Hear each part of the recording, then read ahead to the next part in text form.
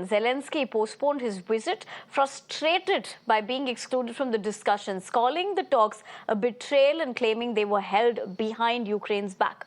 Now remember, tensions have escalated as Trump blamed Zelenskyy for the conflict, mocking his leadership and low approval ratings. In response, Zelenskyy accused Trump of being influenced by Russian disinformation.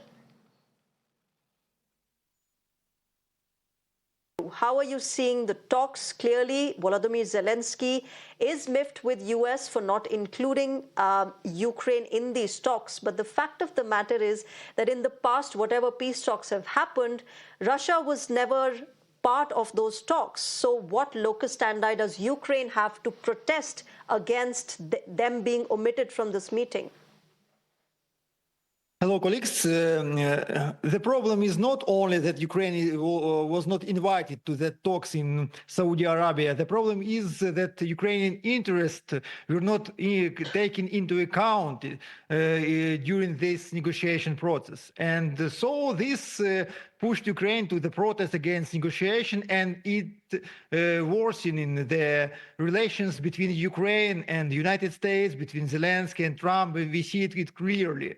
Talking in general about the negotiation process, of course, we had a few weeks of preparation for that negotiation when Trump and his team was trying to improve the public image of the Russian Federation in the Western world. Then we had with the stage in Saudi Arabia, a negotiation when the sides made the agreement to prepare the infrastructure for the future negotiation.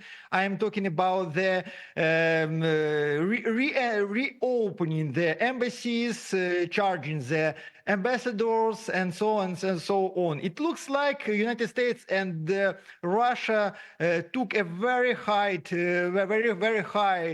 speed to find a solution, maybe till the beginning of the spring even, and to finish this conflict as fast as is possible, because the term which Trump has, his honeymoon, is also very short. But Ruslan, shouldn't that come as a relief for Ukraine, the fact that the US is negotiating and talking with Russia and moving towards what they would like to call peace? We don't know exactly. It looks like now United States is trying to find agreement with Russia, not only for Ukraine, but also a wide variety of topics, of geopolitical topics.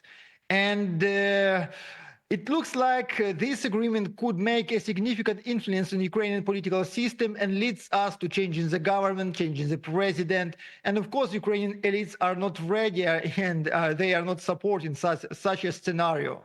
Nikita, a lot of critics are saying that Russia and US are doing a one-sided talk, and that leaving out Ukraine and European allies of America means that you're just going to go with Russian side, Russian demands, and that you're not going to be considering at all what Ukraine demands from this entire conflict. Hello. First of all, we should divide interests of Ukraine and Ukrainians and interests of the Kyiv regime. Kyiv regime does not represent Ukrainian people at all. So we have no need to invite these people from occupied Kyiv to discuss the future of Russian and American relations. We understand that Kyiv-controlled territory is American colony. It is not independent state. It's not economically or military independent. It is controlled from Washington, and of course Russia and United States discuss what is going to be later. Is Trump ready to give freedom and independence to Ukrainian people, to give them a choice to build their own state or rejoin Russia? Or he's going to continue fight against Ukrainian people and Russia? That is the situation. We should forget about all these talks about President Zelenskyy. He's not a president, he's an actor who pretends to be a leader. He is a British citizen. What for he should be invited to talk about future of Ukraine? He can go to his favorite London and stay there It is not his business. We, Russian and Ukrainian people, want Okay. to be free. We are fighting for our freedom. And we're glad that Mr. Trump is ready to finish this war against us, that he is ready, I hope, to give us What Donald Trump has free offered choice. Ukraine, he has said, you either give us $500 billion of your mineral wealth in a defined time period, or you become part of Russia. Is that a fair offer to give to Ukraine when it has lost thousands of its own soldiers and own people fighting a conflict, and when they have their own demands from Russia as well? At first, as I said, please do not call Kiev regime Ukraine. It is not a country. It is not people. Ukrainian people are part of Russian army fighting to liberate those cities from American occupation. These are Ukrainians.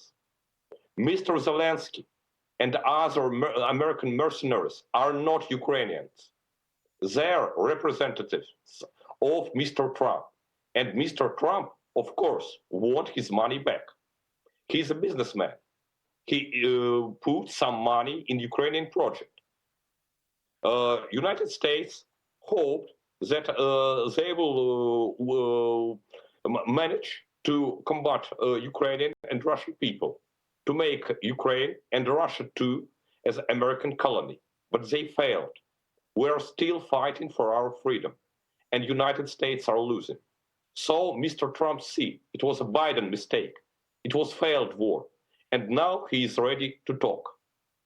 He is going to talk with leader of Russian and Ukrainian people, Mr. Putin, leader of our two nations. He is going to talk about future of this land.